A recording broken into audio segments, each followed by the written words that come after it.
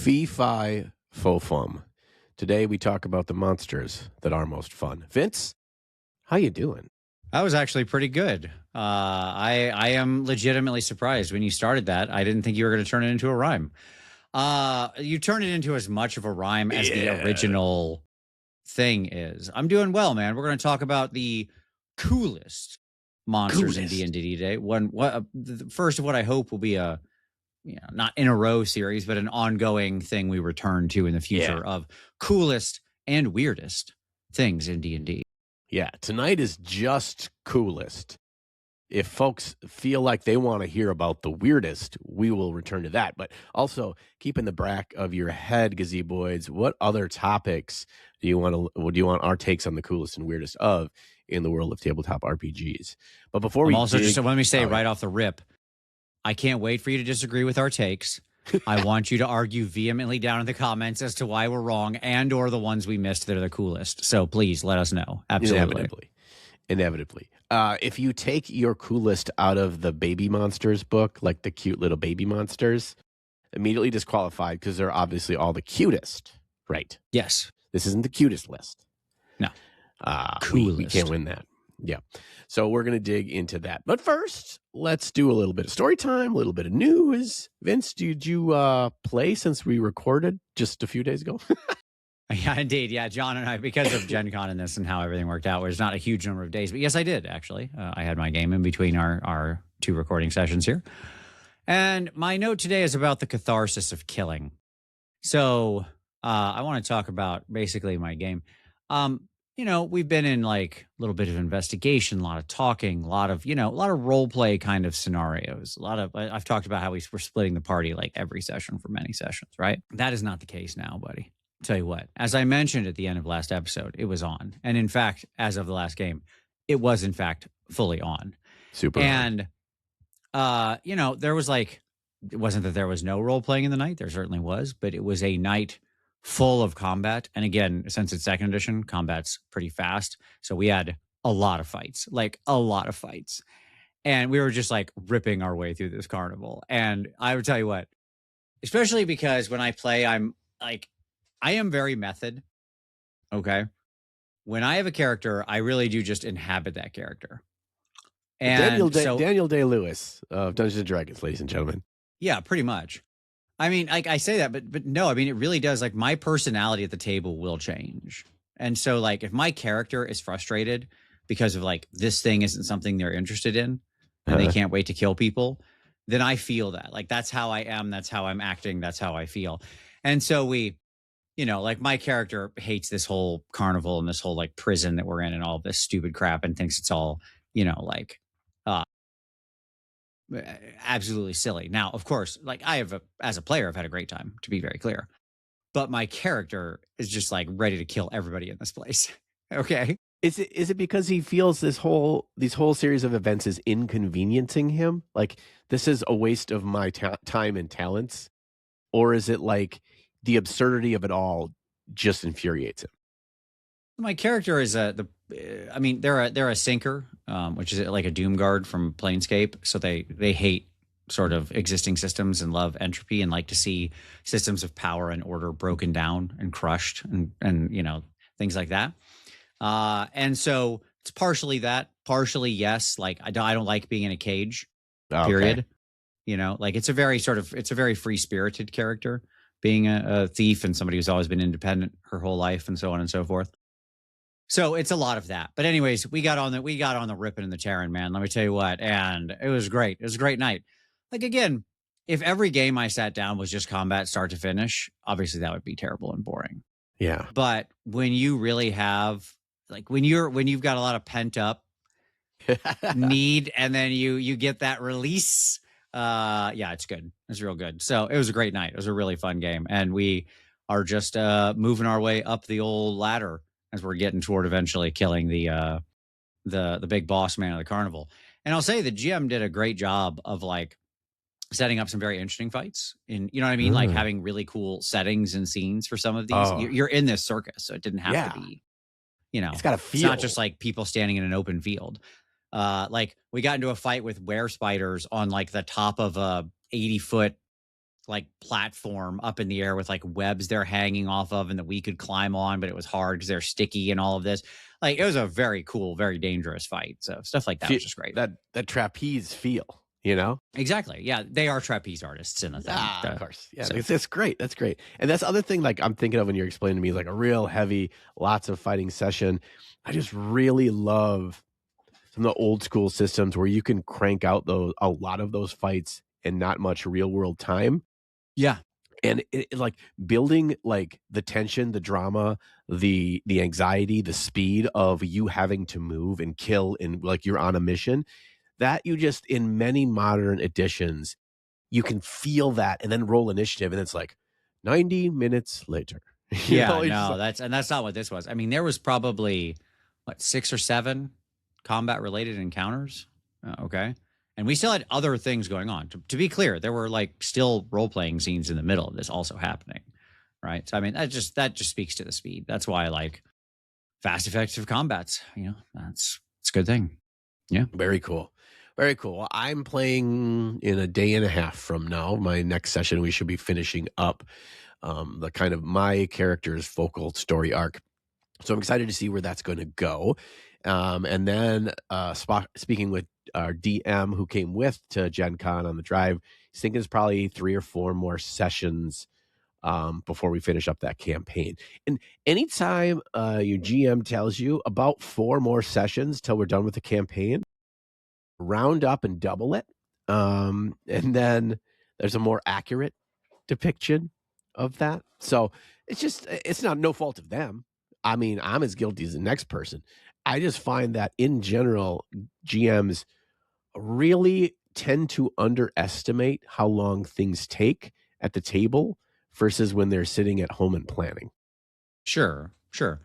I will say this is something we've stopped giving any kind of things like that. We're always in ranges, and we now call the ball at about. We generally like to say whenever the GM feels like there's 4 to 8 left, that's when we call the ball so we can start having a conversation about the next game. Because it generally takes a while to sort of think about who wants to run the game, what they want to do. We generally have like voting on what game, like what world or thing we want to do, that kind of stuff. So it takes a while. Yeah. I started like, all right, then I'm figuring out like I'm going to run a short little, probably 2-3 sessions, something, get a taste of some different kind of system. So we might be going to Dragon's Bane for that, baby. Hell yeah. I've been reading more Dragonbane, and I was right, by the way. The Book of Magic is everything I wanted. Like I've been getting into the Book of Magic, and let me tell you what, I was correct. Okay. I was exactly correct. Like I read the base book. I like a lot what's going on, but I needed more. It wouldn't have been enough to set to. I'm afraid a third of a gopher would only arouse my hunger without properly bedding it back down, right?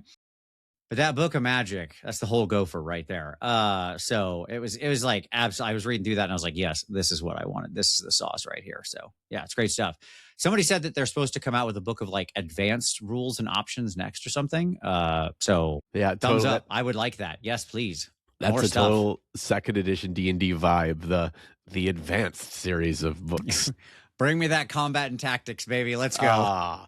Yeah. Give me tables upon tables of weird French armaments. Yes, absolutely. Let's go. All right, let's get on to the news. Let us talk about a little bit of news. A little bit of news. Hey. All right, so a little bit of news. So first up, obviously we were at Gen Con last weekend, as we talked about in the last show. If you haven't watched that, you should go back and check it out. Very fun. It's really fun. We talk a lot about Dragonbane as well as other great games. At any rate, Gen Con attendance is up. Okay, so they did go up slightly. Now, they're capping it. This is important to say, John. Okay. Like right now, Gen Con is the second largest gaming convention in the world behind Spiel. Okay.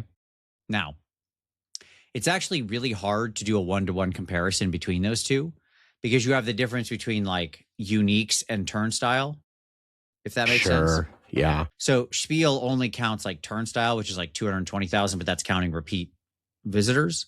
Yeah. Gen Con's repeat is like 200,000. Yeah. But their uniques was 74,000. Okay. So the point is that new hotel that we were walking around and that I pointed out to you, That needs to get finished because that's going to have a huge additional amount of space for them to add events and rooms and stuff like that. So I'm guessing if that's open next year, they'll be able to increase attendance. And boy, oh boy, that exhibition floor, it is the exhibit hall, as I should say, or whatever, is like way too packed. And I would love more space in there. So, great.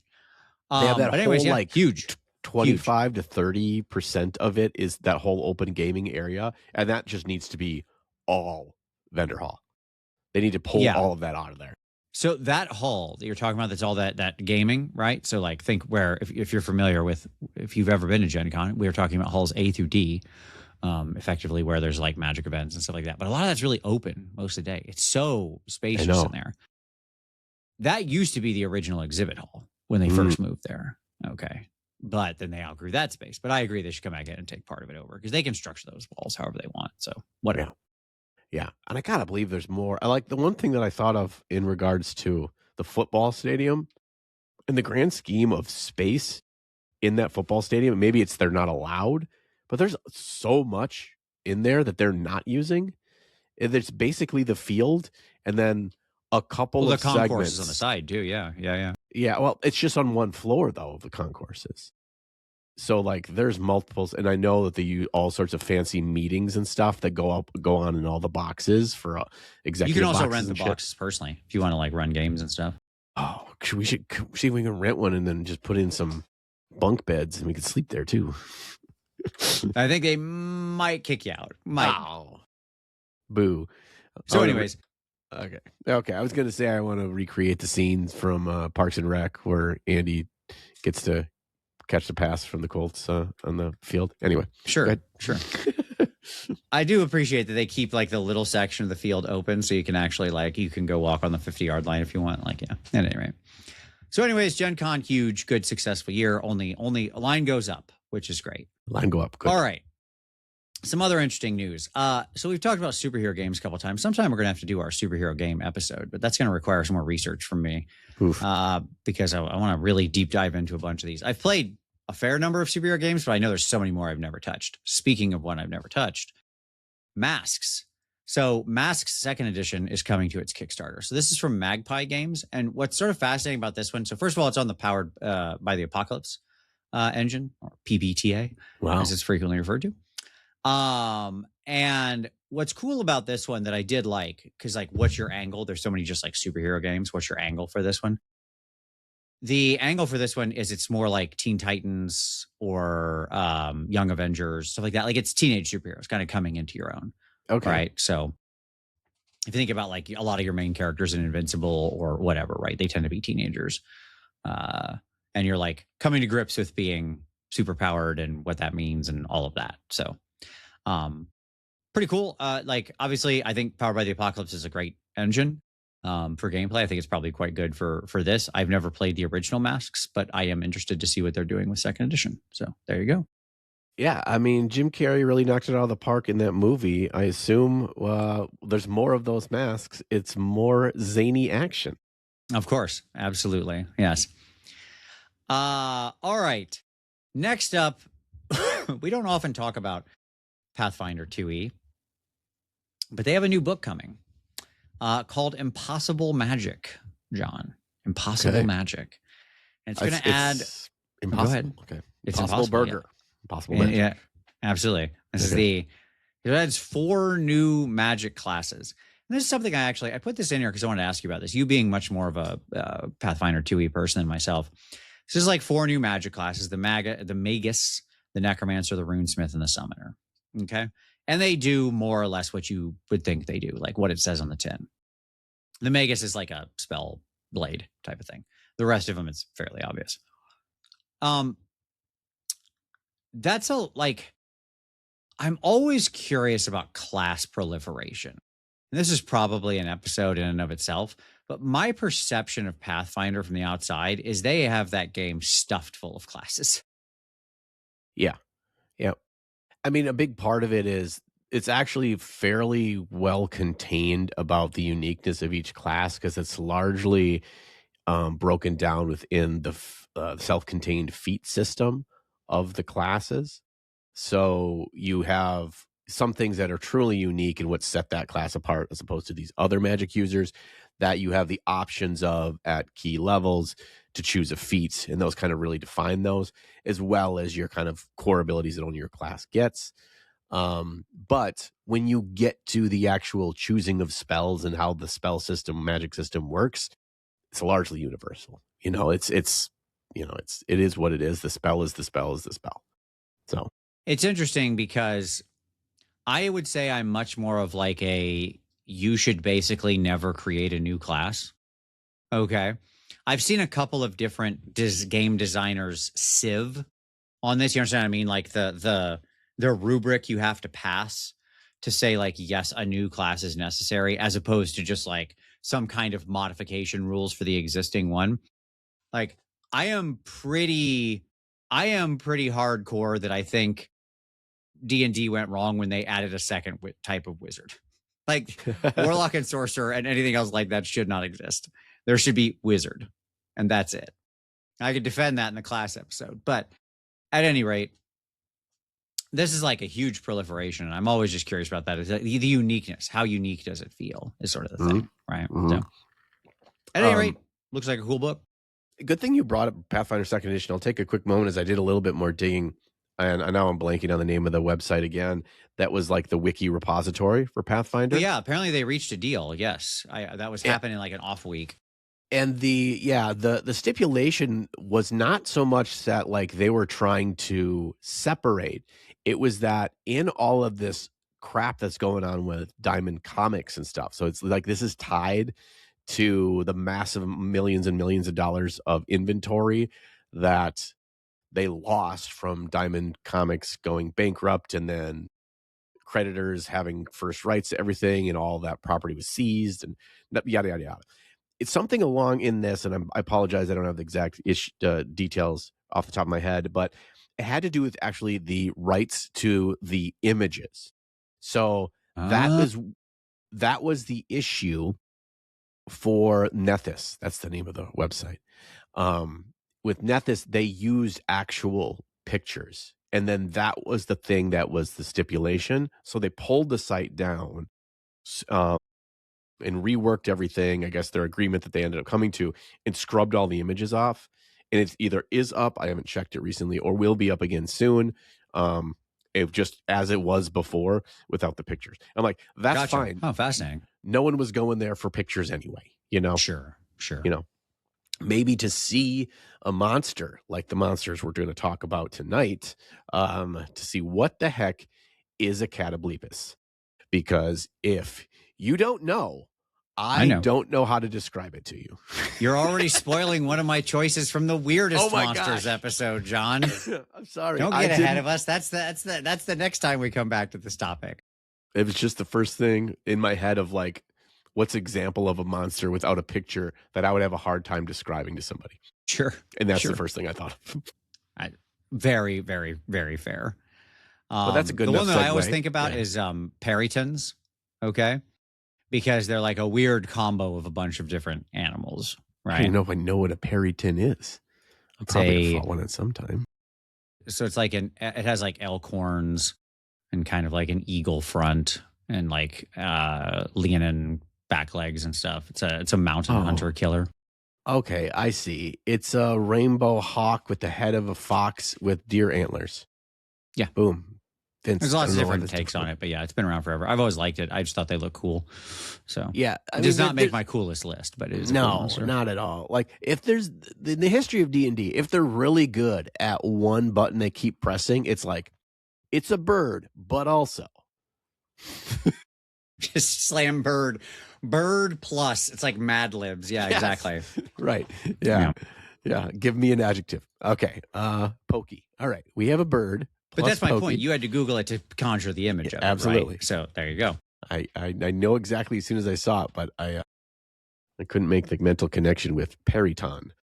All right, let's get into the coolest monsters in the history of Dungeons and Dragons. And I think a good place to start here is, Vince, is that you set the table here of kind of your groundwork on how your definition of coming up with the list. Right? Yeah. Okay. That's right. So to me, what makes a monster the coolest monster in D&D is like, I would sum it up in one word: impact. Mm. Okay. These are the monsters that they put on the covers of adventures, right? Like monsters are simply, I think, the iconic thing in D&D. I mean, D&D stands for Dungeons and Dragons, right? It's not called fighters and wizards and clerics and rogues and stuff. Okay. Uh-huh. It's named after the places you go and the thing you want to kill, the big Yeah. monster, right? Yeah. And when you think to like iconic covers, not everyone, like lots of them do have heroes on them, but especially like adventure covers, a lot of them have monsters on them, right? Um, and the there were a lot in my mind that were like near misses or that, whatever. But so many times, what you end up remembering from an adventure is when you fought X, Sure. Yeah. right? The confrontation with like one of these monsters to me oftentimes will leave an impact on you, or they became like they're the coolest because they can anchor your entire imagination of what a game might be about. Okay. That kind of Yeah. thing. They set a level of a tone of uniqueness in some way or another that inherently the fight will be more memorable on the average. And I think that there's some tie to one, putting monsters on the covers, and two, while they're so, evocative, and why they're so interesting and kind of core in especially in the history of Dungeons and Dragons when it was very new, because I think that ties to really well to other media. Like you could not play out in a video game and have this crazy big dragon at the time. You couldn't go to a movie and, for the most part, see these crazy fantastical monsters and stuff that didn't look like a puppet or whatever, right? Or look Sure. like Godzilla, where the whole city is it's a model scale. But like for the time, it allowed you to expand and explore in a fantastical way a variety of creatures and interact and have these high heart racing moments with creatures. And that's why they're so important, more than the barbarian with the loincloth and the wizard with his floppy hat, right? It's the monsters that really make it unique. Yeah. I mean, like, there's sort of, there's a lot of variations on this quote of like, judge me by my enemies. Hmm. Okay. Mm-hmm. Like, I think Roosevelt had it at one point. Like, different people have had this quote, right? But I love that quote. Like, judge me by the foes that I have created or fought against or overcome. And I think that's just it, right? Like the way your heroes become epic heroes is often by encountering and defeating the coolest monsters. That's what it comes down to, right?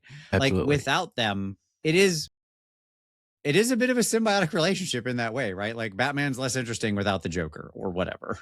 Right. Yeah. I mean, without, you know, without Sauron, it's just a long hike. Like it's just it's just a pretty long walk. Yes, yeah. yes. I mean, don't get me wrong, it is a very long walk. Like if you've ever seen it laid over the map of the US, like it is a crazy long walk. It's a long but walk. Yeah. But that lembas bread, like, you're good. Sure. That's like a Cliff Bar. Same thing, right?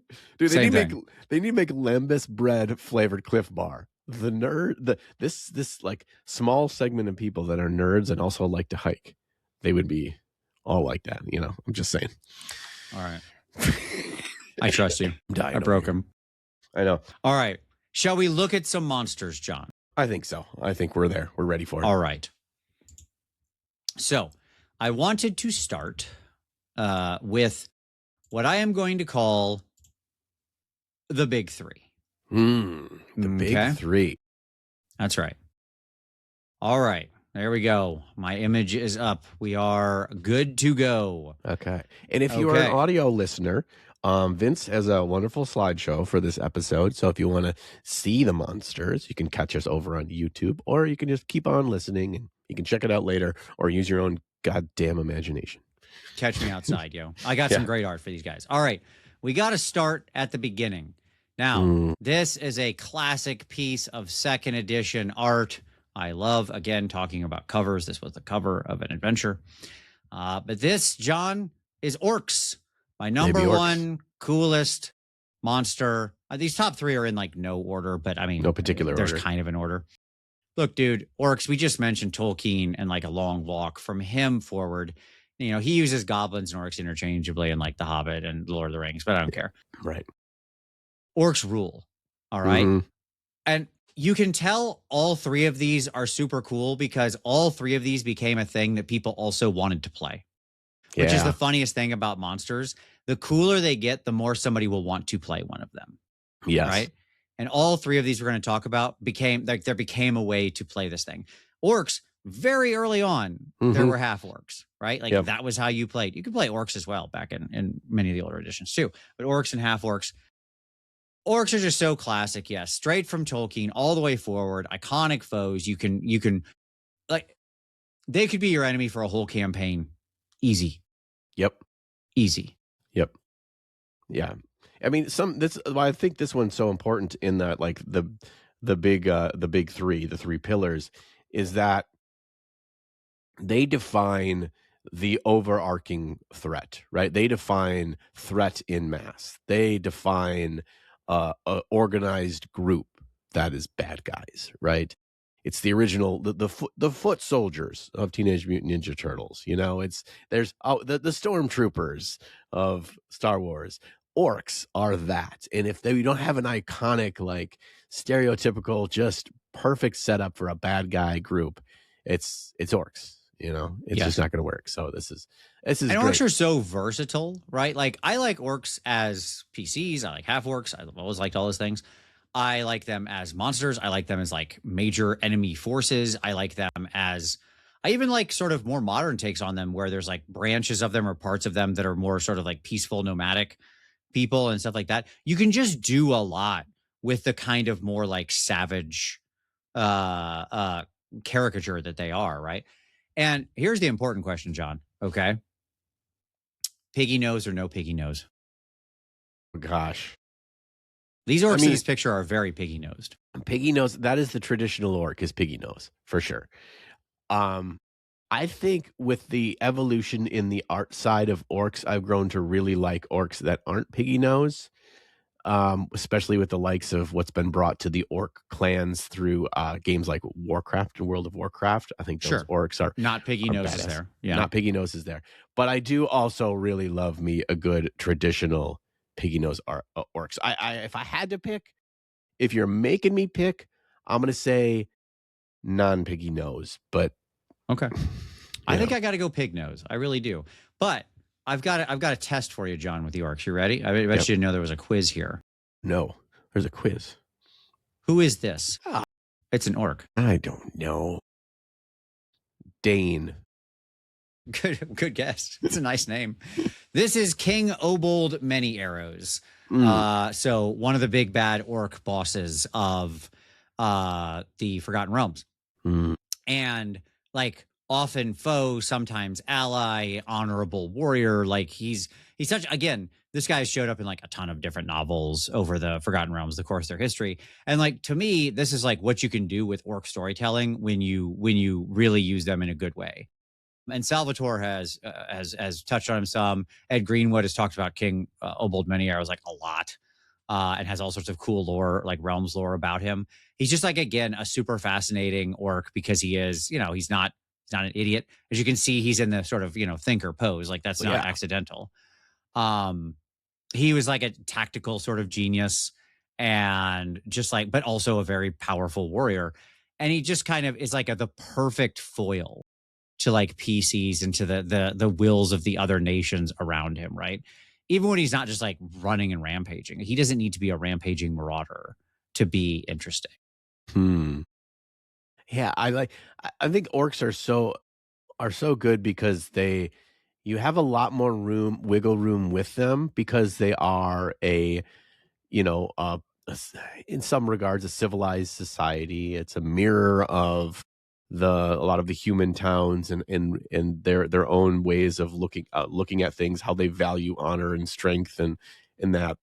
and you can go back for generations of which side is actually on the wrong side. You're being told the story of the, you know, the white people that you live with, right? And they say the orcs are bad. Like there's just so much you can do with them, but Yeah. also they can just jump Well, out it's of the that World of bushes. Warcraft thing, right? Of like, oh, we're the good people and they're the bad people, right? World of Right. Warcraft really played with this. Yeah. I love being able to pull in, even if I don't always use it, the ability of grayness in wrong and right in the moral codes. And orcs are a really good way to do that. We're supposed to. They're supposed to be the bad guys, and your initial confrontations with them will be as such. But if you're willing to go down this road and treat them differently, you may find there's much more depth there. And I really like that with orcs. Agreed. They're That's what's great so cool example. about them. They can be Yeah. everything from just like literally the savage monsters at the gate, right? That are like the horde that is coming to destroy civilization. So more Tolkien style, right? Hmm. To like gray things where like, no, they just have a separate civilization that you happen to be in conflict with, right? But neither one of you is like innately correct. To like heroic type figures. And I just love that you can run this whole gamut with these really cool characters. I also think just like they look neat. Yeah, Like that matters a lot. Just like I a very know. gripping set of imagery around orcs, right? Right. Yeah, I think they're cool. That's why, people want to play as orcs because, big, strong, gruff, berserkers, Yeah. it's a, Yeah. There's a power fantasy there for sure, right? uh-huh. Yeah. Yeah, I think they're great. I think they're great. I would agree that they belong in the one of the three pillars. I think it's really important in your core three that one of them fall in this get exposed to early, get in conflict with early in an adventurer's career. Yes. And you really have only a couple of options there. You can pick orc, goblin, kobold. I think orc is the best of the three. Orc and goblin are Orc is the one. yeah, orc and goblin are synonymous. Kind of like they don't have to be. You don't have to play them that way. I don't play them the same at my table, but I wouldn't begrudge anyone for going that way. The kobold is obviously the lower tier there. Um, but the only other option I would put on those would be like skeletons or undead, but because they're Sure. personalityless, like they're Exactly. almost an inanimate object, and so the orc is a great pillar. All Uh, right. So next up in our top 3 of coolest monsters. yeah, is this Well, the it's obvious probably one? pretty obvious. Yes, It's the it is. dragon. It's the dragon. Yes. So here we have this iconic warrior lady fighting against this red dragon, this absolutely unbelievably cool piece of Elmore art. Yeah, I don't think a lot of people realize this was a lady, by the by, until they like made the fig. no, no, I didn't either. Growing up, I was Yeah, like, sure. no, ladies can also have those insane shoulders. The tone, the Yes. absolute tone. Yes.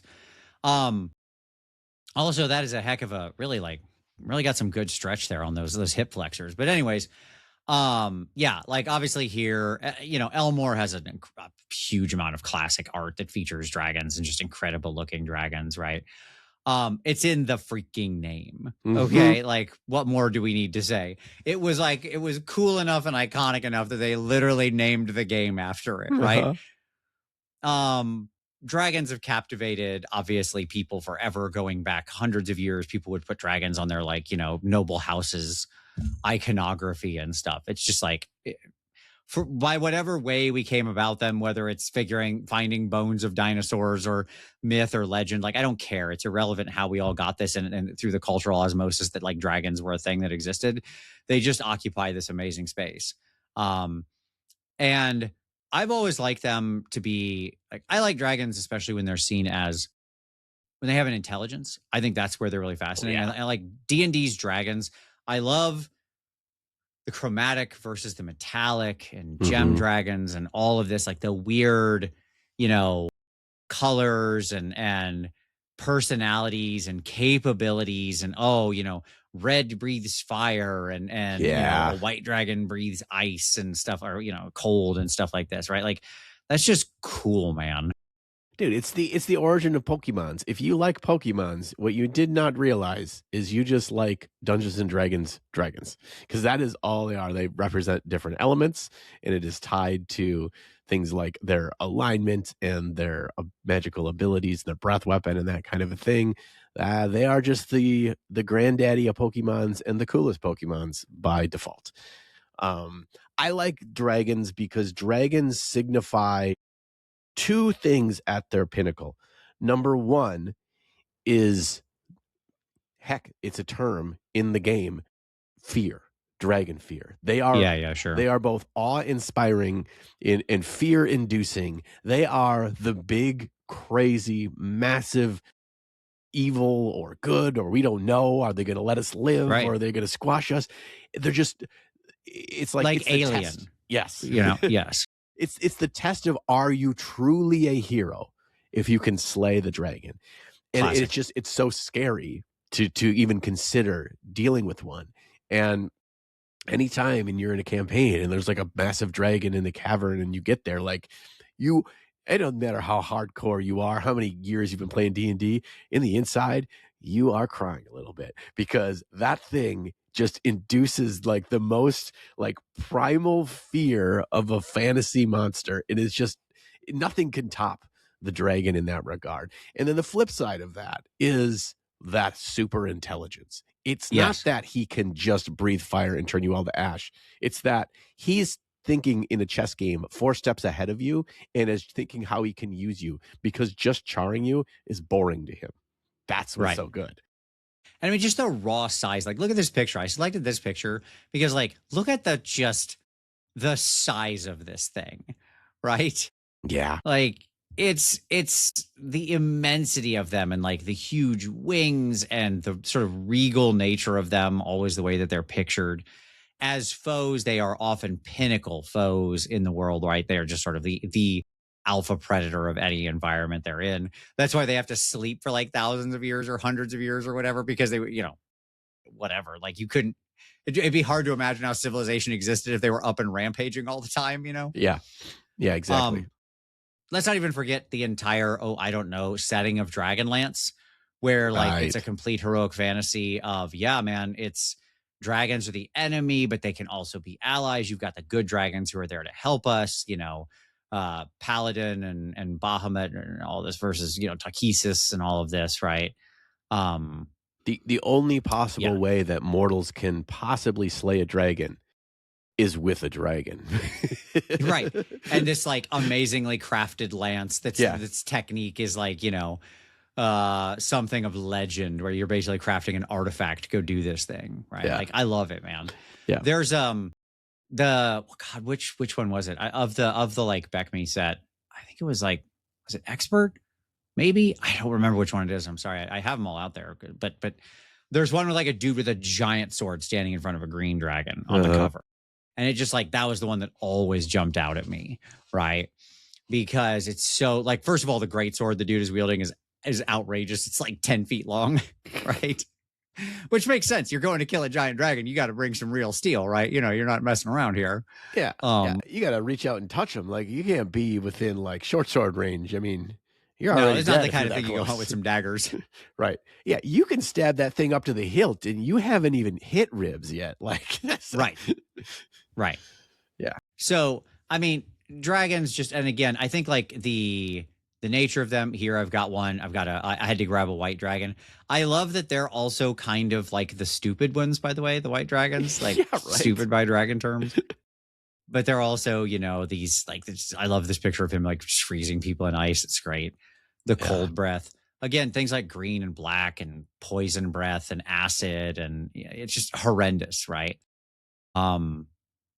So many good adventures have a dragon in it, a dragon at the center, a dragon as the ultimate bad guy. These guys have been, from classic adventures going all the way back. This is obviously a huge part of the game. And how all the different varieties of dragons, they're bringing all sorts of like cultural inspiration and uniqueness and stylings, that they're not just all the same looking thing, but a different color.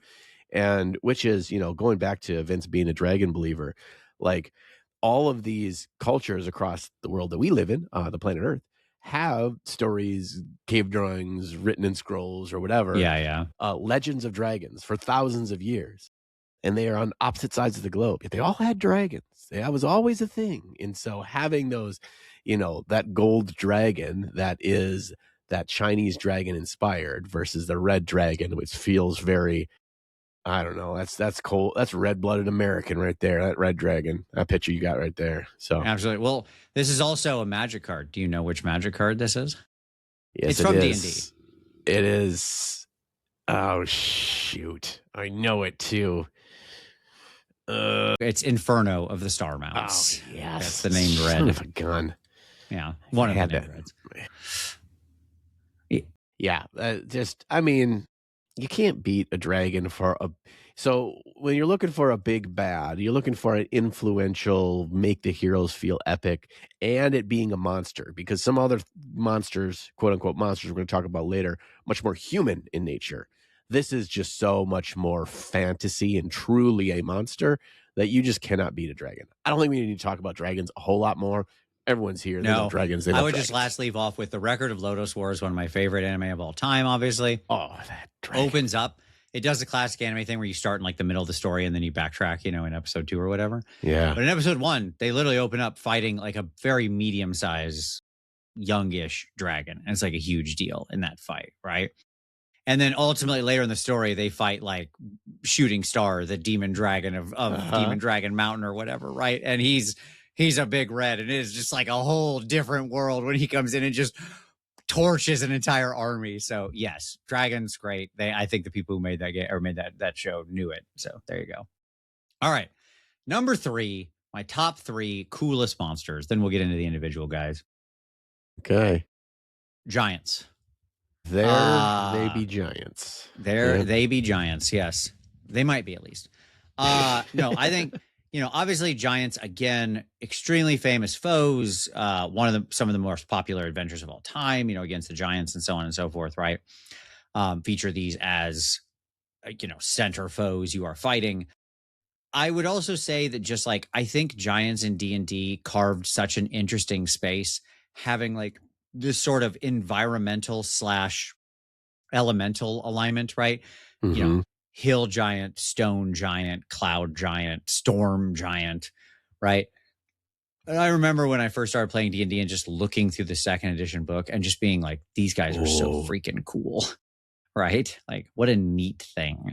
Yeah, like you were looking, you know, you crest a hill, as your adventuring party is looking for a place to camp for the night, and you see just as the sun is lowering, just this hulking figure, shoulders above the tree line, just walking aimlessly across the horizon, and it's like, oh, we're in a fantasy world. There is a giant hill giant just walking by, and like it's so iconic of.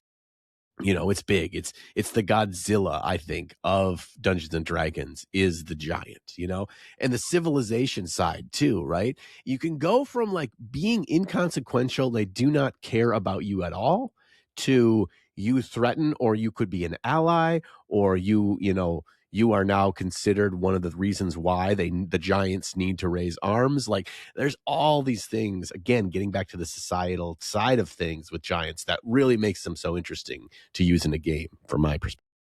No, 100%. What's like a lot of times you'll actually see, like if you think of the backstory of Ebron, there's a lot of like, and this happens in a lot of different worlds, where you have like an age of dragons and an age of giants. And those tend to be two things that often came into conflict, and one ended the other. Yeah. Right? Because dragons, often in most worlds, are characterized as like extremely powerful, like you said, like, you know, Godzilla type monsters or whatever, but they're loners. Mm-hmm. Yeah. Right? That's often how they're characterized. Maybe they have a mate or something like that, right? But, you know, it's 1, it's 2. Giants are a society of these hugely powerful, capable creatures that are just like us, but way bigger, stronger, and more powerful, right? And whether they live on the tops of mountains or in the hearts of volcanoes or in the clouds or at the bottom of the sea or whatever, you know, there's like all sorts of amazing exotic locations they can be. They just are such like a fascinating thing because, again, yes, they have that like human quality. Like orcs can have a society and a culture, and there can be lots of them, but they're relatively weak. Dragons are super big and powerful and scary, but they tend to be loners Giants slam those two things together, Yes. right? They're big, they're powerful, they're scary. Here you go. Here's a nice little, I thought this was a fun image of the two hill giants just yeah. going ham here.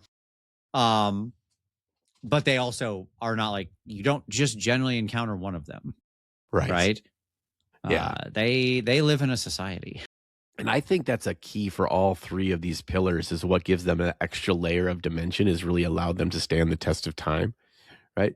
It's not just like, oh, we're in this place and there's a lizard man temple and there's a lizard man in here. It's like, oh, yeah, that's fine. That's cool. I use that. That's good. But like that level of depth that makes them unique and really iconic, again, even from being a small child when you're like read nursery rhymes and stuff growing up, like giants are a common theme.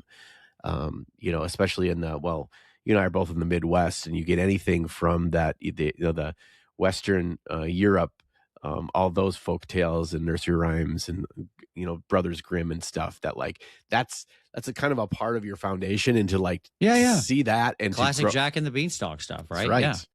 Right. Yeah, so it's they're a good one. I'm curious, Gazeboids, of these three of our three pillars, right? This is a three-legged stool. The stool cannot stand unless it has three legs. Any more than that is just unnecessary. If you were to replace one leg of this stool that Vince has laid out for you, which leg would you replace, and what would you replace it with? Would you say no giants? Instead, I choose Frolborg. The Catalobiploblus. And if you want to make your argument, great. If you don't, you just want to shoot it across the bow and then just walk out, because cool guys don't look at explosions. You can do that too. I'm curious. I'm curious other people's thoughts on this. I'm pretty in step with you on these three. I've been trying to rack my brain for alternatives as you've been I really do think they they're the big three, man. They have this the most adventures kind of built around them. They're the most sort of central figures of like the histories of many of the worlds and stuff like that. By the way, this Storm Giant art rips. Let me just say that. Okay, like holy crap, dude. It's so good. I want to be friends with those two. They look like badasses. I don't want them to laser beam me. Yeah. I think one of the key catalysts here is because we're going to go over a larger list of very cool monsters. That's what we're here for tonight. But there is the depth, the breadth, and the diversity within each of these three and how you use them in your game that makes them the three pillars to me. You could make an argument that, this is an awesome like boss monster, like a Medusa or whatever. But it's fairly, you can make an awesome arch nemesis that's a Medusa. And I'm not saying that's not cool, but like just the diversity of uses for these monsters and the tie to their iconic nature is what I think sets them apart. So, John, did you ever play you probably haven't. There was a 5th edition adventure that was like basically updating him against the giants, right? So it happens in Forgotten Realms, and it's like, Well, I played it. Okay. It's fucking god awful. We played it. It was we had fun with it, but I suspect that's because we played it wrong. Okay. That's cool. So I'll just share a very quick story here, and then we'll move on to the other monsters. So obviously in the end, you're supposed to like go to so if you've ever played this module, spoilers for this module that came out 10 years ago, you get into like usually a scrape with the hill giants is how you first get going, right? That's sort of the first introduction of the thing. And then you find like this conch horn. And if you blow it, you end up going and meeting with like the storm giant leader, and you realize that the king is missing, and it's thrown everything into disarray, and you're trying to figure out what's going on and stuff like that, right? Okay. Mm-hmm. We did not blow the horn, John. Whoopsie. We killed all the hill giants. We sort of identified the horn, and the GM was a little like, you sense it'll transport you somewhere powerful. And we're like, nope. And we just put that away. Yep. And then we went back about our business, and we ended up going and killing and or fighting like every giant type. Okay. Until like just killing our way through all of these giant types, and or like saving them or helping them, because there's different sorts of things. It's not all just murder. Though I will say we did sort of oopsie poopsie kill every frost giant. Yeah. We just kind of accidentally eliminated hundreds of them. Long story, but oops. And then when we were finally stuck, we blew the conch-horn, went and met with a storm giant. We were already super high level. Like we were like 13th level at this point. Okay. We were like toward the end of the thing. And we learned about like the Leviathan and the whole cult that's going on in the background. We found out about them in the next adventure. We killed the Leviathan. It's just like, just speed run the whole time. It was a lot of fun for us, but yeah, we played it wrong. You just get teleported and there's this one dude there and he's like, I'm so lonely. Yeah, where you guys been? My last giant image was cloud giants, just because of all the giant types, cloud giants have always been my favorite. The idea of just like giants having these sort of Greco-Roman castles in the sky, living like built on magical clouds that you can go and visit, and they're like very wise and sort of priestly and stuff like that. It was always just like my personal favorite type of giant. I thought they were. Cloud giants are powerful if they got Jesus coming to visit them. It does look like it, doesn't it? That's very funny. Yeah, I didn't even think about it, but you're right. It does look like he's just, giving the good word. Like, right. What's going exactly. on, guys? Yeah. I mean, they seem pretty open to it, so I don't know. Right. Yeah. We got some converts here. Lord and Savior right there up in the clouds. Exactly. Oh, man. All right. So we've got our big three, but that is by far from all of the coolest monsters in D&D. And so you have curated a well-crafted list of your top tier coolest monsters in Dungeons and Dragons, and I am going to critique them and see how much I agree with you. So let's see where I will this say goes. Pulling together the coolest list took me a little bit of time, because I actually had to go through like a lot of different books and monsters and stuff like that. Mm-hmm. But it was way easier than what the weirdest monsters will be, because there I got to dig. I got to find the forgotten treasures. But anyways, yes, let us begin. So Flump. That's your first one. Flump is going to be in there, of course. All right. Boom. The Mind Flayer. The old squid face himself. Yes, the Illithid. Yes. I love this image of the Illithid because this dude is ripped. Normally they're portrayed very skinny, but this dude is pushing plates. Okay, he's not skipping any. He's look at the definition on those arms. Right. He's got the sick tats. Love this Illithid. Yeah, I don't want to mess with him ever. That guy, dude, mind bullets and just could kick your ass in a arm wrestling match. Like Jesus. Man. Exactly.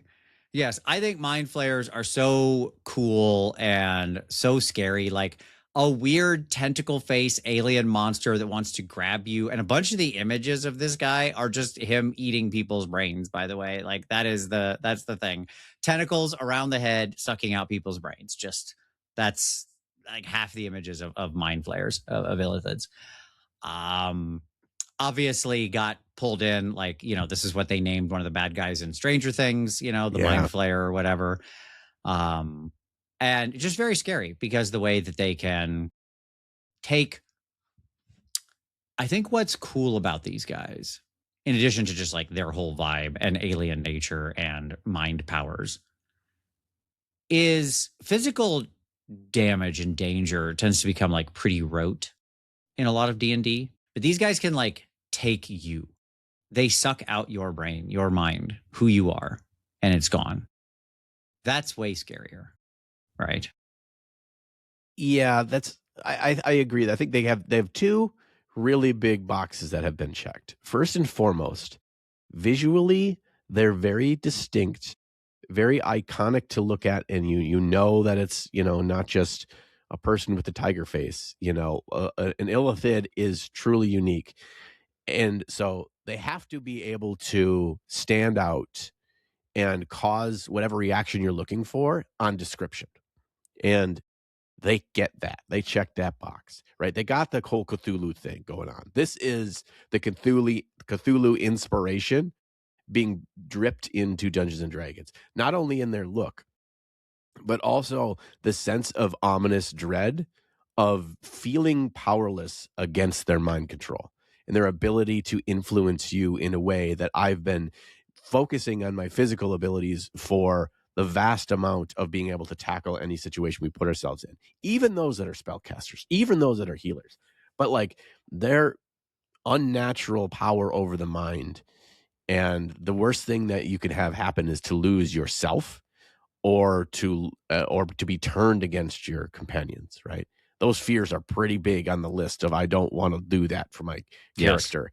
And these set that right in the front of you. And it's like, this is what could happen and probably will happen if you mess with these guys. Absolutely, man. I played through A Night Below, which is like a big campaign box back in second edition. Second edition. I ran that whole thing, baby. I love that one. Awesome. There's a part in there where you end up in a city, like a neutral city underground, right? Like a skullport type of thing. And the first thing I did, I was playing a wizard in it. And the first thing I did was like, I got to find an illithid, because this is like my one chance to talk to an illithid on neutral ground. And so like, I just sought out whatever vendor. I was like, what vendor is an illithid? And the GM was like, well, he's selling, mind crystals or something. I was like, great, I want to talk to this guy. And I just wanted to sit there and role play with him, because it's like, how often do you get to talk to this weird alien mind eater creature, right? In a place where he's not attacking you. So yeah, you got to go to the Underdark Cantina. Find it in there for sure. Oh, okay. Great one right off the top. Like, no one can argue with this, right? Like, mind flayers. This is absolutely one of the iconic. coolest monsters in D&D. Absolutely. Yes. And I think I would say easy, but one good way to check what are the coolest monsters is like pull a monster manual from every edition and find which one keeps being brought back, Sure. And which one keeps giving you like more variations or more pages on their description dedicated to the thing. Who's gotten a whole book? The Illithiad. They got a whole book back in second edition. Absolutely. Yes.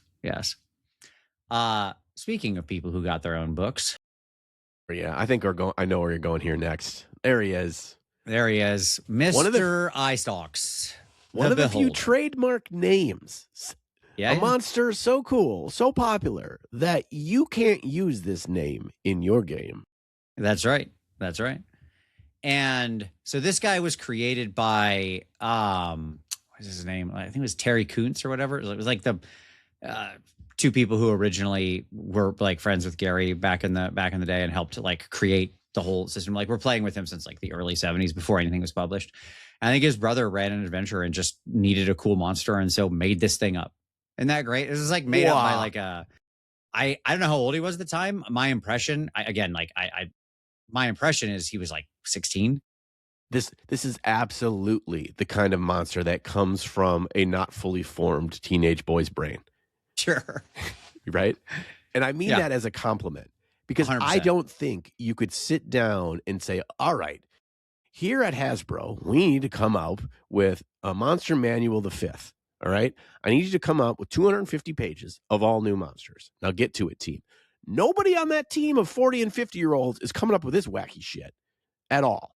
And that's why it's freaking cool. It's like, hey, a giant floating beach ball it has no body, legs, arm, neck, nothing. Just a giant floating beach ball with one massive eye. But it's got dreadlocks. But at the end of each dreadlock is another eye. That shoots magic lasers. Yes. Yeah. But each of these eye stalk lasers are different, right? No two are the same.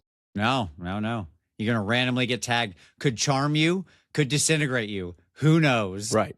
Not good is the answer of what's that eye going to do to me. I've got so many great Beholder stories. Again, obviously these guys are cool. Beholders are also fascinating because they are, again, like a lot of them are sort of very insane. Anything that can just disintegrate at will is obviously a crazy monster, given the power of what disintegration does. But, they can also like take a lot of different roles. So like you have, for example, what's his name? I think his name is Big Luigi or something like that. He's like a beholder who runs a CD bar in the Rock, Brawl, the Rock, which is like the central city in Spelljammer. Okay. And yeah, he's just a really nice beholder. He just like runs a restaurant. He's like a big Italian beholder, basically. Like he's well known for his red sauce. Okay.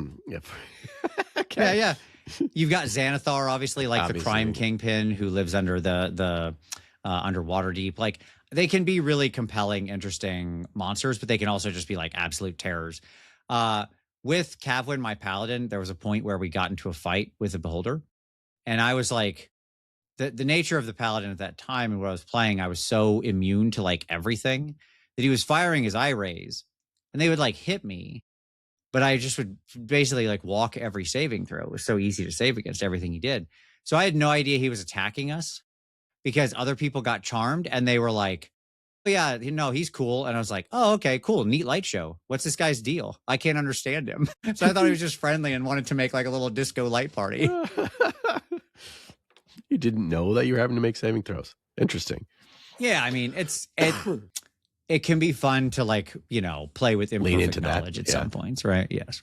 I mean, this is one of, I think, 2 monsters on your list tonight that why they are so key is that they have become synonymous or iconic in the world of a dungeon, in the big bad of a dungeon. One of the scariest things you can find out when you're halfway down the dungeon is whose dungeon it is, and it's a beholder. And I think having related to not only what makes the monster itself unique, but making it iconic as part of an environment or a terrain is really, really cool, right? When you think of high mountains with a deep cavern inside, you think of the Horde of the Dragon, right? When you think of these huge cities whose doorways are 50 feet tall and the glorious architecture, you think of the Giant, and when you think of the scariness of either a hewn or unhewn natural cavern and dungeon underground, that's where the beholder is known to be. And I think it's like it becomes so synonymous with kinds of adventuring you'll be doing, and it's so key there. Also, visually, you can't mess this thing up. You see this thing and you're like, yeah, this is weird. Okay. It's another monster that, as you talked about, like, it's good when they keep making different versions of it. Oh my God, there's like 8 million variations on this thing, right? Yeah, so many. Exactly. I think way more than there needs to be, but that's just me. But it's just a great idea you can riff on, right? So yeah, all right. Next up, maybe a little weirder one, but I think it is one of the coolest. I really do. And that is this guy, the Displacer Beast. People love kitty cats, right? Yeah. But a kitty cat that's like alien with tentacles with like long spikes, little slappy palm things on the end that also like shifts and you don't know which one's the real one and stuff, right? It can just like constantly displace itself. It's got 6 legs for no reason other than being weird. There's just so many little things about it. It's just such a wonderful like acid trip of a thing because it doesn't just feel like, oh, we slammed together a cat and an octopus or something. Like, no, that's not what happened here, right? This does feel like such a cooler creation because yes, it's some kind of jungle cat, but then it has the legs and the displacement effect and the tentacles and it can grab you and claw and eat you. And it's just, oh man. And again, the more a monster is cool, the more you want to actually like make it your friend, I think. Right? Yeah. What drow ranger having a displacer beast pet. Exactly. Just, every drow ranger when they grow up, they want to have a displacer kitten that they find in the wild and they have it grow. And please tell me you used that picture in one of these. I did not use the displacer kitten picture. I'm sorry. It was Yes. See this. If you were to ask me, be like, okay, John, give me the coolest slash most iconic monsters in Dungeons & Dragons off the top of your head, come up with a list of 10 or 20, whatever, I would have. The Displacer Beast is one I wouldn't have immediately thought of and wouldn't have made my list. And then as soon as you were to tell me, oh, you didn't put Displacer Beast on there, I would say, oh, crap. Yes, it's obviously on there. It's obviously on there. My brain doesn't go there. But why the Displacer Beast is so amazing is because it is the perfect cross-section of a natural world predator that we know in a big cat from our world and fantasy, right? It's not such a good point. Yes. It's not it's 50-50, right? Like it's enough like truly a big scary panther, but also it hits the sweet spot. But it also has this other side that also is in line with how a big cat acts and hunts in the wild. It's just way better at it because it's a freaking Displacer Beast. So it hits that mark so well. I can't think of something that does it more iconic than that, but maybe a rust monster. But It's so good. I'll tell you right now. So Rust Monster's not on my list, and I went back and forth on it, and ultimately I was like, it belongs in the weirdest. I do love it. I do. I really agonized. He was there's a couple that are like really close cuts that maybe I'll mention at the end. But yeah, I think Displacer Beast great. I remember all these times. It was like it Displacer Beast figured very heavily into the Mystara stand-up arcade D&D game, which I played a lot when I was a kid as well. So always a very cool fight. Good choice. Right. Good choice. And great artwork you picked for that one. Oh, sure. All right, next up, golems. Yep. You know, what a way to build this thing. And again, I love when you get this categorization of the thing, right? Yeah. And obviously Ravenloft took this to like 11. Yeah. But, you know, even your basic famous four, your flesh, your clay, your stone, your iron are absolutely great. Unfeeling, unthinking. These aren't characters, right? They are just machines whose purpose is to destroy you, put in the dungeon to make you die. And, you know, this is obviously the second edition picture from like stone and iron, which is where I first encountered them and thought they looked cool as all get out. But it is probably worth looking at this guy as well, a more modern take of the Iron Golem, which is just like, good God. Yeah. Okay. Yeah. I think why golems are so iconic is, believe it or not, whether you think about it or not, they are replicated and used all over in all different kinds of media and TV shows and movies and books and all that kind of stuff. And because what they are at their core is using magic to bring something to life to serve your needs. That you go into an area, you innately look around at all these suits of armor that are all on display on the wall, right? You're just like, something that's not supposed to be alive that comes to life, right? And so they are so like that like, you know, when it starts to move and goes towards you, there's no diplomacy. It is not a thinking being, you know, it is strictly, we're here to try to smash or be smashed. And that's such is fantasy. It's fantasy, the Terminator.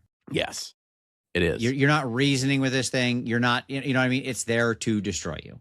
Period. Yes. And you know, like I said, like, you believe it or not, that there's a lot of golems that, because they're so cool and because their story is easy to follow, yet still causes a lot of trauma and fear and scary situations, that they're used all the time. For example, did you know that the Stay Puft Marshmallow Man is just a golem? Right? Sure. Yeah, it's just a marshmallow infused with proton beam energy and big. And it's a golem. You can't negotiate with the Stay Puft, you know? He's there for New York City, you know? So they're so good. Like, I love them. I think they are coolest as well. They are greatest used in moderation, and I think that's good. It's like I could, there's not a single campaign I've ever run or ever been as a part of a party member for that wouldn't have been fine with 1 to 3 golem fights or just interactions or knowing they're there. Like, they're just well. You're in an ancient dungeon, right? Nobody's lived here for 1,000 years. What do you fight? Well, golems wake up, like, because they're these inanimate objects that are still just there waiting to do their job, right? It's the perfect monster for that kind of thing. Obviously, we can't leave behind flesh golems either. You know, Frankenstein's monster and all of this. Like, the birth of the fantasy genre was with golems. Right. Okay. Like, Mary Shelley's Frankenstein is probably the first fantasy novel, and it gave us golems, flesh golems, which themselves are really cool and scary and nightmarish all at the same time. All the way through to, you know, any other modern inclination of stone or clay. Obviously, like clay golems and the sort of Jewish mythology, that ancestry that comes out of it. Like, all these things just are super cool. I don't know what else to say. And I love that you can continue to vary it, right? Like, again, I mentioned offhand, like the Ravenloft ones, where you've got like little baby golems and bone golems and stained glass and, you know, every other weird thing. It's great. It's great. Yeah. If you think about it, everything's a golem. Like, your toaster's a golem. It's been set up to do a thing. And when the magic works, then it does its one task, you know, like these new dancing robots that are coming out in China. Those are golems. Drones, those are golems. Like, it's just that the magic used to make them, you know, Waymo vehicles, those are golems. Like, everything's a golem, really. I like it. I like it. Absolutely. Everything's a golem. Right. Fireball the Gazebo 2026. You heard it here first. Okay. All right. Next monster. Boop. There he is. I was hoping this is the picture you were going to use for this one. The Death Knight. Yeah. I thought a lot, and this isn't the only undead I picked. I thought deeply about like what undead to pick because like undead is cool as a genre, but obviously a lot of undead are kind of honestly kind of whatever.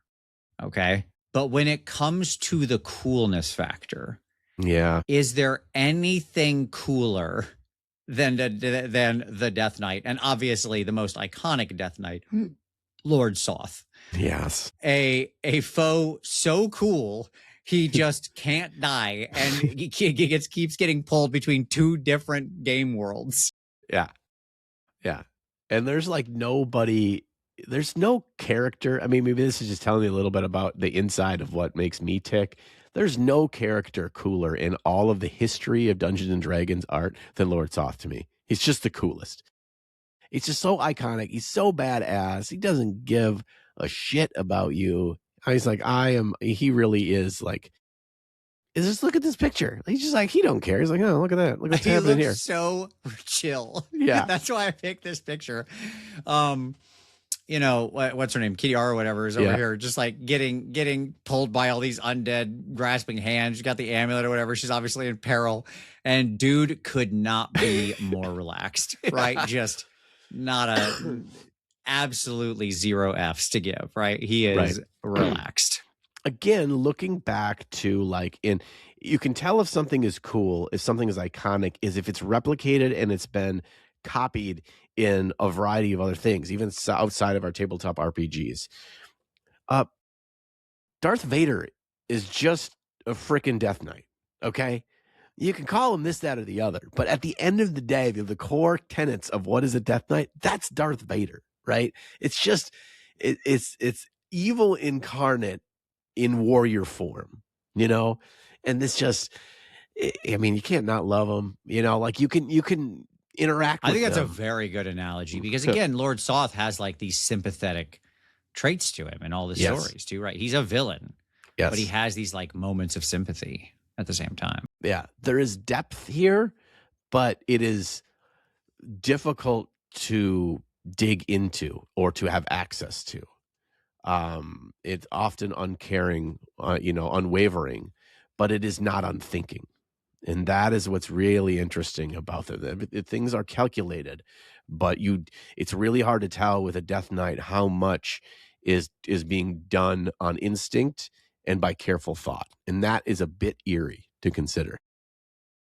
I should also state that obviously in the first time I met these guys back during 2nd edition D&D, I mean, Death Knights can just rip a power word kill like straight off. Like there's just a thing they can do, just point at you and say die.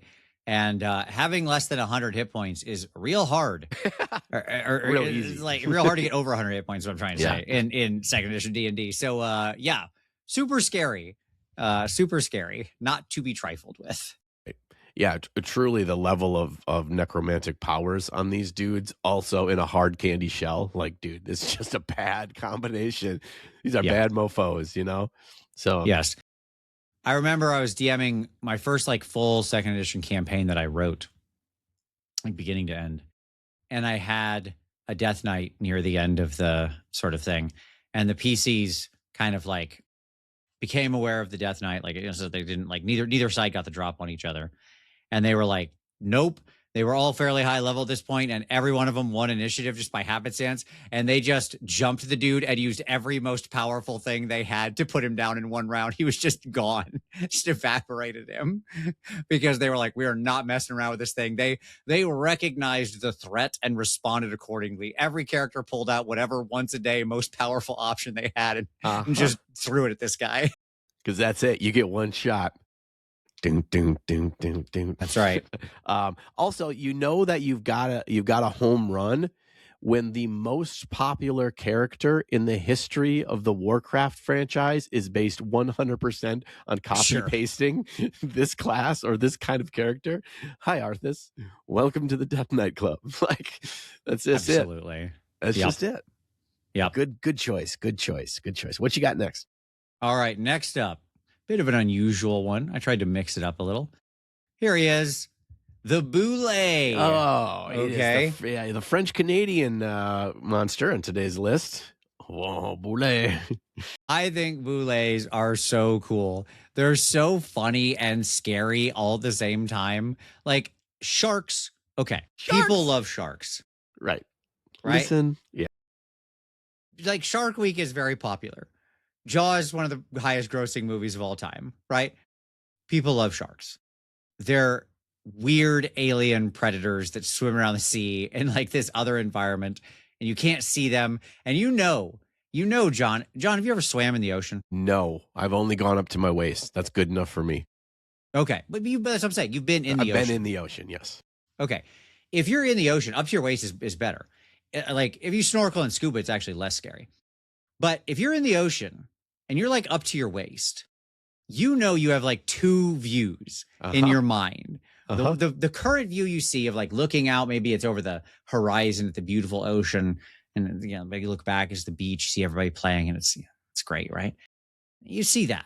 But you also have this second movie playing in your head of like your little kicking legs and like something coming up to them and just whoop, and down you go, right? Yes. Okay. So sharks are super cool. This is just you. What if, but you're not scared of sharks if you don't go in the water. Right. It's easily avoided.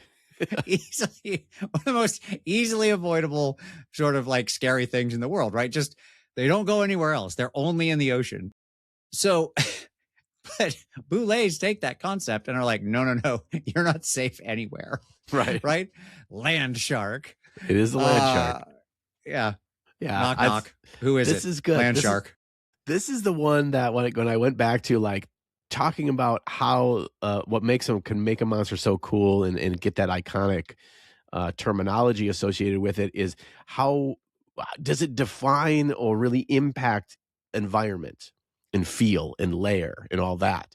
And that's exactly what these do. Like you are out in the vast fields and you've got to get all the way across 2 days walk. Like you start to see something that looks like molehills, but they're the size of a Buick. You're like, oh no. Right? You have to, the key with the Boule is you just got to plant the seed because you can't because if you're always on land, you can't always fear a shark because sooner or later the rest of your life is going on and you forget about the under the ground sharks. You gotta, graboids. The key with graboids is like, oh no, we're stuck in the town and surrounded by graboids, but you just don't know where they're gonna come. Boule, the graboid of Dungeons and Dragons. Yes. I've had so many fun fights with Boulets. This is like a very iconic monster for my group because we've had many encounters with Boulets where they got a hold of somebody and then just left. Gone. Them. That's the best. Yes. Yeah. And so they're a wonderfully scary monster. Again, in a lot of incarnations, they're also like very, very, very tough. Yes. And very powerful, very damaging, very dangerous. Generally like an extreme threat when you run into them. And exactly, they hit you in what would otherwise be a pretty idyllic or safe space, right? Like you're on a caravan cart going from village to village and then like, boom, land shark. It's what, Yep. Okay. Right. So I love the random terror of it. I think that's one of the things that makes them cool.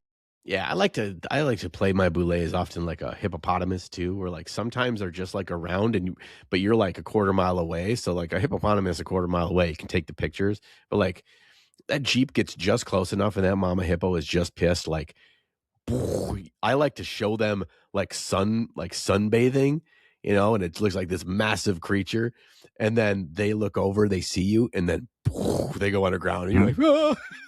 Yep. Well, time to go. In fact, let's split up. You can't get all of us.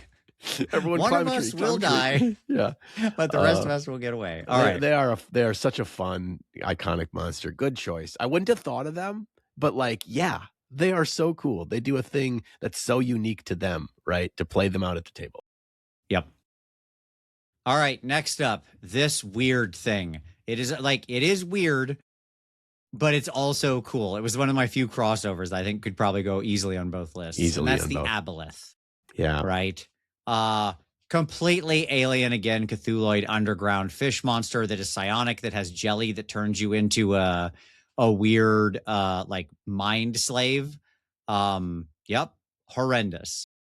This is obviously the big bad in A Night Below. If you remember, this is the big absolutely. bad at the end, an Aboleth. That's right. Yeah, oftentimes talked of in the same breath as the mind flayers, as they're like, they're like second cousins. Sometimes where one can be found, another is not too far away or some level of influence. But the Aboleth is truly the iconic big bad of the what the hell are we playing a sci-fi game kind of a inspiration into Dungeons and Dragons. It's so otherworldly in nature too. Yes. I think that aspect of it it allows you to build in some of these levels of tension and fear and dread, and even if you wanted to use other subsystems in the game that you see in other RPGs that have that kind of systems, Aboleth really are. You kind of almost feel helpless unless you truly are a heroic party that has boosted their defenses and have known they've gone on a quest to deal with this thing and have had to go through a number of hoops to be able to even consider it. And that's why they're such a great big bad. When we played that A Night Below, as I mentioned, I was playing a wizard, and I played a fire wizard. And at some point in the game, I got a hold of some kind of ruby wand. And the ruby wand could generate fireballs. And I got to choose how many charges I wanted. And that would be how many D6s the fireball was. Okay. The wand had like 100 charges, and it was capable of being recharged if I like put a bunch of fire magic into it. There was some kind of like diminishing ratio on that, but I could do it. When we went to fight the big Aboleth, and I had asked the GM this beforehand, like, well, how many can I expend? Like, what's the maximum charge I can expend? The GM was like, I don't care. Anything, any number. But if it goes to 0, it's gone. So we go to fight the big Aboleth at the end, and I'm like, all right, ramp it up. 100 charges. Let's go. 100 D6 fireball. Gun. just 100 D6 fireball right in his face. Just like that's how we're starting this fight. Okay, I'm not messing around with this thing. It's that scene in The Last Samurai when the samurai meet the other army and they just wagon up this big giant Gatling gun and the guy just starts cranking the thing. And they're just dudes on horses. You're like, oh no. All I'm saying is when you meet one of these, bring maximum firepower. Okay, that's the firepower. Wasn't a Night Below? Wasn't there like a Magneto helmet where they could make you immune if you wore the helmet? I'm pretty sure. Yes, I remember that. Yeah. Yes. But yeah, you need to be properly outfitted to even consider walking in the room with these things, because these things are like, they don't care about humanity or really have a lot of other inspiration other than kind of for their own hive mind mentality. Yeah, they're so powerful and alien, right? Which is what makes them really compelling as a villain. Yes. Yep. Okay. All right. Next up. Yeah. The purple worm, baby. The big boy. Yeah. I am not going to lie. I think purple worms are cool because they are obviously giant, crazy worm monsters. If you like the Boule, you'll love purple worm. But I put this in here for 2 reasons. Everyone does things for 2 reasons: a good reason and the real reason. Yeah. JP Morgan said that. At any rate, here the good reason is that they are just simply cool and terrifying and swallow you whole and then burrow back in the earth. The real reason is so I could tell this story. We played a game and we were just starting the game out, and one of the characters was playing like a priest of a god of fate. And in the get together where we all started in the very first fight, the GM basically told the cleric that his god had given him a sign, an omen, that he needed to be in this place at this time because something very important hinged on it, right? Like the something relevant about the fate of the world. So we all showed up, and the cleric of fate showed up. And then he attacked us with 2 purple worms, and he had one of the purple worms eat the cleric whole, and then without being damaged in any way, burrow back into the earth and leave. And none of us could catch him, and that character died. And I was like, 1, that is a horrible jerk move by the GM. 2, is the meta story here that the God of Fate was tricking his dude into getting killed? He really hated his own follower. I'm going to go out of my way real hard here to make sure that you cease to exist. It feels like there's a lot easier way the God of Fate could going about that. Nope. I can read it no other way, and that the God of Fate had it in for you. Go stand in this place at this time exactly. Up, eaten, gone. Yeah, done. Yeah, I mean they're iconic in the way that like we've all watched the Dune movies, read the Dune books by now, right? Like Yes. that's it. That's what you're seeing here. It's Dungeons and Dragons, El Shahid. That's it. There's not a lot more. There's not a whole lot more to say about them. They're fine. Yep, it's great. All right, next one. Okay. Look, man, if you've ever played an evil or slightly evil or anti-hero type character, you have wanted one and only one mount that you have dreamed about having. Right. Okay. And that is the nightmare. Yeah. This is less of a foe you often fight, I think. I don't think you often get into a lot of fights against nightmares. But this freaking thing. Yeah. Right? Yeah. Like, this is your dream mount if you're a slightly evil character. Right. Also, when a Death Knight comes up right in one of these, yep, you run. Yeah, that's right. That's right. I mean, it is the evil incarnate. It's just like, how many ways can we make it visibly, like without a doubt, that what you're seeing is the epitome of evil? Let's give it a black horse with fire mane and fire tail. All right, yep. I'm in. That's it. I'm in. Also, it gets stronger the more swamps you have in play. So it's I was literally about to make the same joke. Yes, absolutely. So there you go. You got that going for you. Yeah. I should state that when we played that giant game, the one I told you about earlier, we were fighting the giants. Yes, I was playing like I don't want to say he was an evil paladin, but he was an evil paladin. And I did have a nightmare as my mount, and it ruled. That's so cool. Like, you could say, like, someone might say, like, oh, what we're like bringing in like the coolest monsters that you'd want as a mount or something. You could say Griffin, you could say Manticore, you could say Cerberus, Pegasus. Yeah, Pegasus, whatever. But it's like, how about that? But like those, like, there's like it's the meme where it's like the picture of the mount she says, like the mount you are and the mount she really wants. Yeah, that picture is just the nightmare. Yeah, it's the paladin walking with like his Pegasus, and he's turning around going, ooh, and looking at the nightmare. Yeah. It don't matter. It doesn't matter if you're like lawful good. You're still like, God damn it, that thing's badass. It's so freaking cool. Yeah. Fire Horse is cool. I don't know what else to say. If you don't think Fire Horse is cool, I don't know what to say to you to convince you. There should be like an innate part of your brain that reacts when you see this guy, right? Yeah, this is like thousands of years of evolution of like learning to live with and coexist with horses, and like this is the pinnacle of the pyramid. It's like, yes, that's it. That's what we want.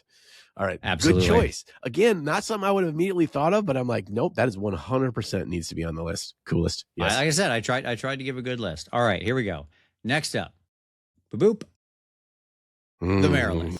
I thought a lot about like what demons or devils to include. And I honestly think a lot of the demons and devils are pretty forgettable. Honestly. Like if I said, John, what's a Galagon? Could you tell me what a Galagon is? No. Is that the giant mouth kind of frog face one? No, it's the ice one. Oh. It's the ice bug. But at any rate, exactly. Right. But the Merilith. Okay. 6 arms, all wielding like these swords and sabers and scimitars, the snake lower body. She was like one of the big bads in one of the Drizzt novels, Passage to Dawn, I think, was ultimately like had this big showdown fight between Drizzt and a Merilith, and it was amazing. Great fight there from Salvatore. Yeah, I just think like this is such a great foe. Like when I looked at this art originally in the D&D book, in the second edition D&D book, when she was a Tenari, I should say, not even a demon, because Satanic Panic. I was like, okay, what is this thing? This is crazy. This is awesome. I don't know. Like this game rules. Yeah.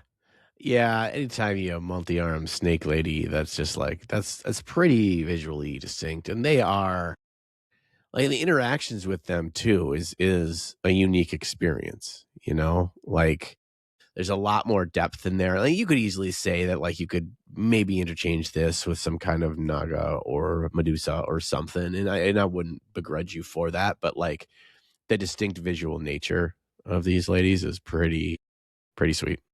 Yeah, the one that ultimately I fought between was this versus the Pit Fiend, since you've got the sort of Balrog comparatives there as well. But ultimately, I do just think this lady's cooler. I really do. It's not that the Pit Fiend's not cool. He is. I think this is just cooler. I just actually my last session we just fought one of these. Oh, wow. Yeah, it was actually all part of a puzzle where like if you damaged her, she would basically go full aggro on you, right? And that would ping around. So the last person that hit her when she went, she would go at you. And dude, she had 6 arms of scimitar fury, and you're damn near downed. And but you had to like use that against her for the puzzle in the center of the room to pull her into a certain spot, and these other animated huge snakes were slowly moving clockwise in the circle, and they would slow her down, and they like attached to her.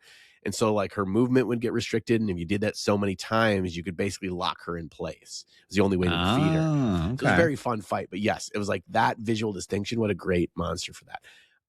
We talked about demons. One that I would give a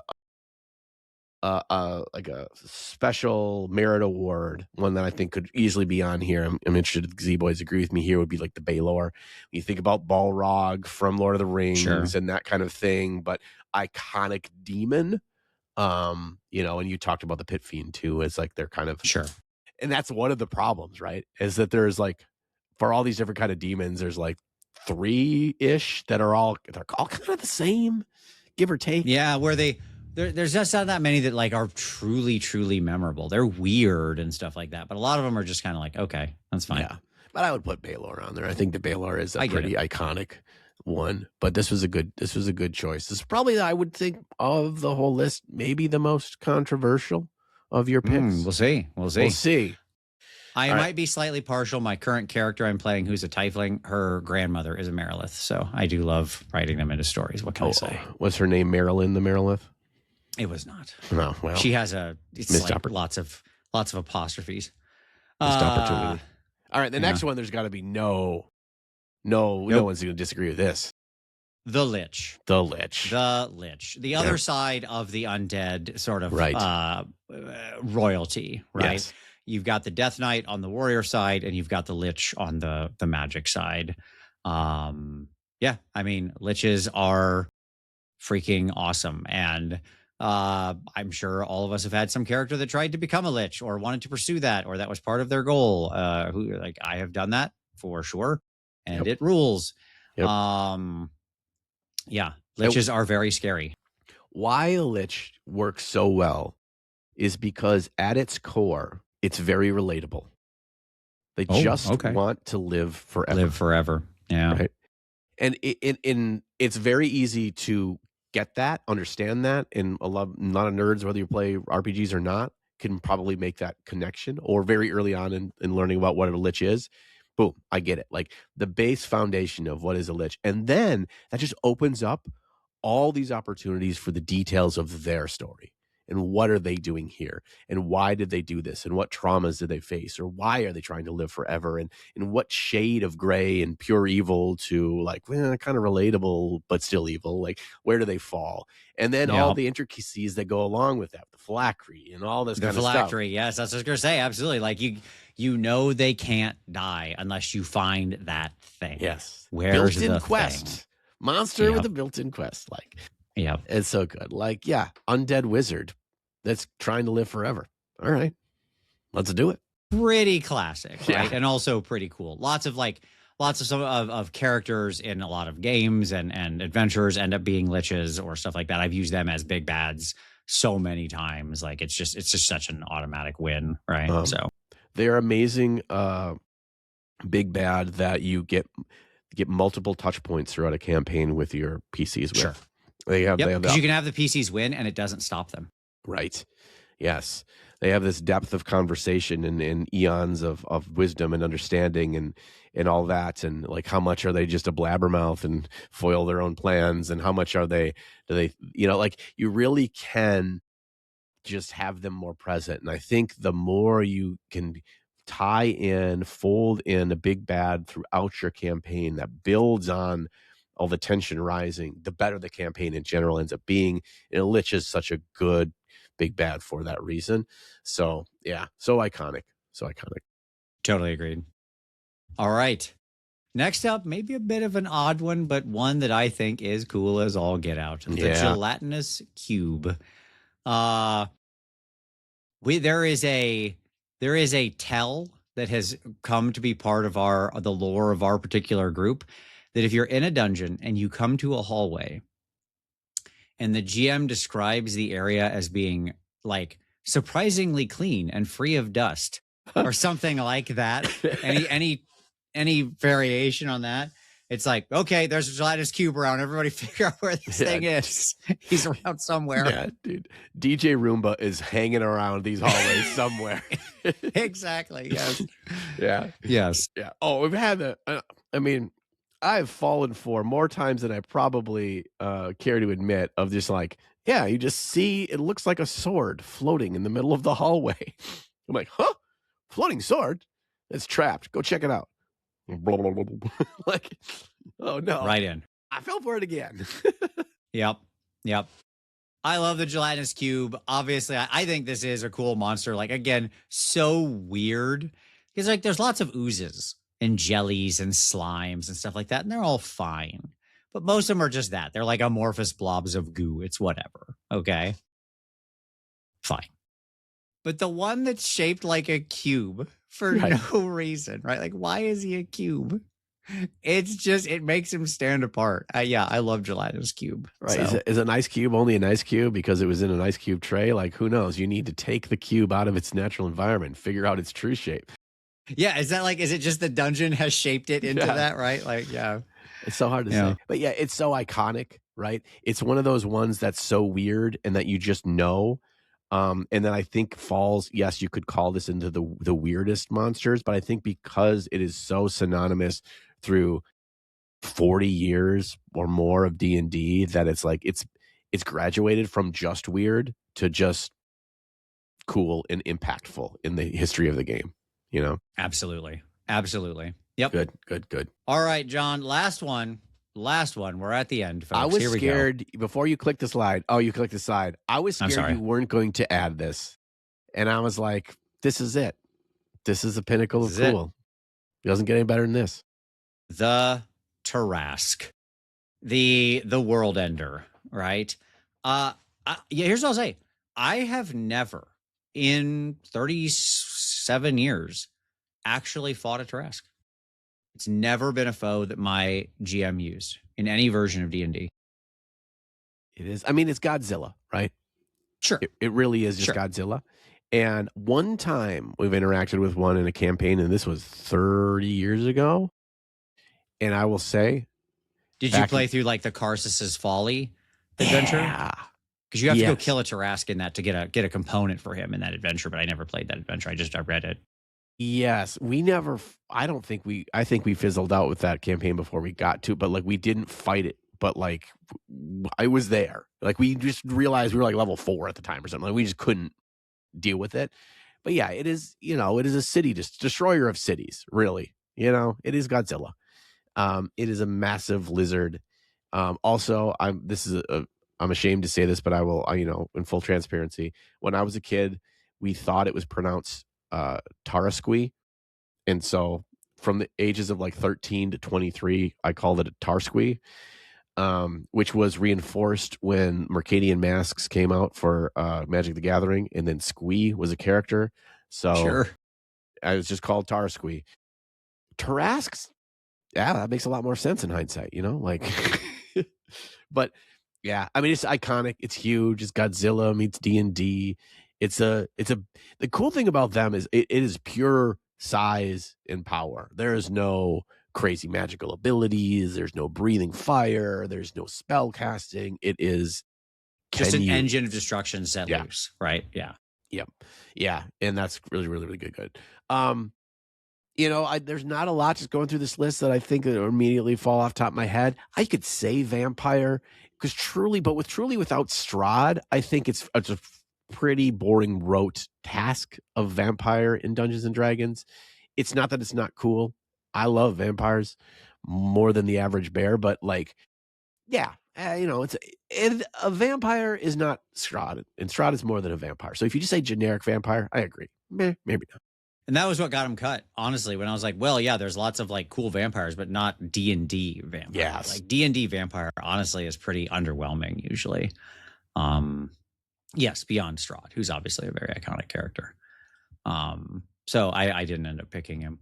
But sure, yeah, I mean, there's I'm sure there's a couple others that people might think about, like that like I didn't end up choosing, that Gnolls could be another one that people really love. Like Gnolls are very popular, sort of a very classic kind of, again, like an orc, like a low level foe that just is actually pretty iconic and has a cool like story to it and a weird thing. They're all running around yipping and yelling and laughing and stuff like. So, but I think the way you laid it out, where you have your three legs of the stool, and one of them, and they're kind of, each of those legs is almost like a symbol of something more than the specific thing itself. And I think specifically the orc is the best shining example of that. I think when you have orc and what defines that kind of role within the game, orc is the most well-defined, most historically prevalent version of that. You can easily add things like Gnolls and other things we talked about earlier, and to say and also, but I think they all kind of fall in that same bucket. I think adding other of those in the list isn't necessarily, aiding to it in any great manner. There you go. But what did we miss? Gazeboids, what did we miss? I know we missed stuff. I know we missed stuff. So if you're listening to this, go put your comments on the YouTube video. Also, that gives us another view on the YouTube video, and we really appreciate that. So, let us know, what did we miss, or something on the list that you're like, I don't actually think that defines as the coolest and iconic, and let us know why you think that. And also, do you want us to continue this with a episode on the weirdest? And they get pretty freaking weird. Like we're going to go dig into our first and second edition monster manuals. You really want to see some weird stuff. Well, I'm going to pull out the weirdos. You know it. There's been some. I started working a little list in the background as I was doing this one, of like, oh, I got to make sure I grab that guy. Yeah. Yes. As well, do you want other lists of other aspects, like the coolest, the weirdest? We can go magic items, dude. We can go spells. Yeah. I was thinking like adventure sites. Wow. Yeah. True. Okay. Yeah. Let us know if that's something of interest for you as well. But thanks for joining us. It's been a little bit longer episode tonight. That's okay. We don't mind if you don't mind. There's just too many cool monsters to talk about. We'll see you in a week, I think. Yeah. Tuesday. That's right. We're have to record the next one. Earlier events. We're doing admin work right now, live recording, because I have an international trip I'm going on. But that's okay. We'll get it all set up. I'll have it all ready to post on Tuesday, like always. All right. See you next Tuesday. Bye. Bye-bye.